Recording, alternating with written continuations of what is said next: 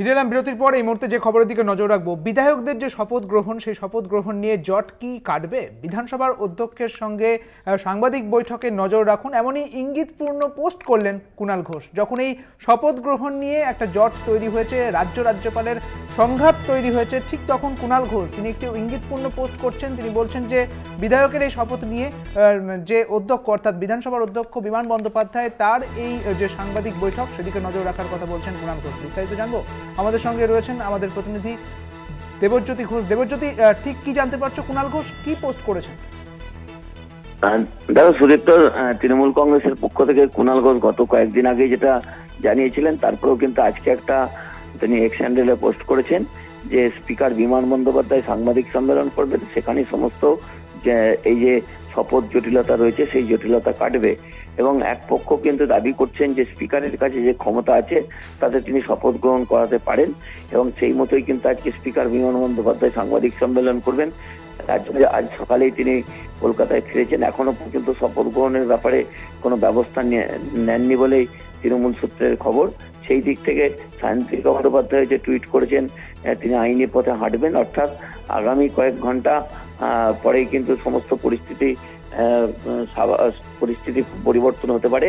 আর কিছুক্ষণের মধ্যেই কিন্তু বিধানসভার স্পিকার বিমান বন্দ্যোপাধ্যায় সাংবাদিক সম্মেলন করবেন, এবং সেখানে তিনি কি বার্তা দেন তার দিকে তাকিয়ে আছে রাজনৈতিক মহল। কারণ তারা 26 তারিখ থেকে অবস্থান করছেন, অর্থাৎ 4 জুন নির্বাচনে তারা জয়লাভ করেছেন, তারপর থেকেও তারা শপথ হচ্ছিল না রেখে 26 তারিখ থেকে তারা বিধানসভায় অবস্থান বিক্ষোভ করছেন, এবং হাতে প্ল্যাকার্ড নিয়ে রাজ্যপালের দেখা নাই রে এরকম পোস্টার নিয়ে। সেই জায়গাতেই আজকে স্পিকার বিমান বন্দ্যোপাধ্যায়ের সাংবাদিক সম্মেলন অত্যন্ত গুরুত্বপূর্ণ।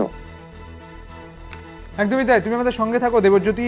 4 জুন এই বরানগর বিধানসভা উপনির্বাচনে জয়ী হয়েছিলেন সায়ন্তিকা বন্দ্যোপাধ্যায়, অন্যদিকে ভগবান গোলাতে উপনির্বাচনে জয়ী হয়েছিলেন রেয়াত হোসেন সরকার, এবং তারা কিন্তু একেবারেই কোনোভাবে শপথ গ্রহণ করতে পারছেন না, এবং রাজ্যপালের এই যে সংঘাত তা আরও তীব্র হচ্ছে। 26 তারিখ থেকে তারা অবস্থান বিক্ষোভ করছেন। পাশাপাশি শপথ বিতর্কে আইনি পথে হাঁটার হুঁশিয়ারি দিয়েছে সায়ন্তিকা বন্দ্যোপাধ্যায়। শপথে বিলম্ব নিয়ে রাষ্ট্রপতি জানিয়েছেন স্পিকার, জটিলতা কাটাতে ভরসা আইনি পদক্ষেপ।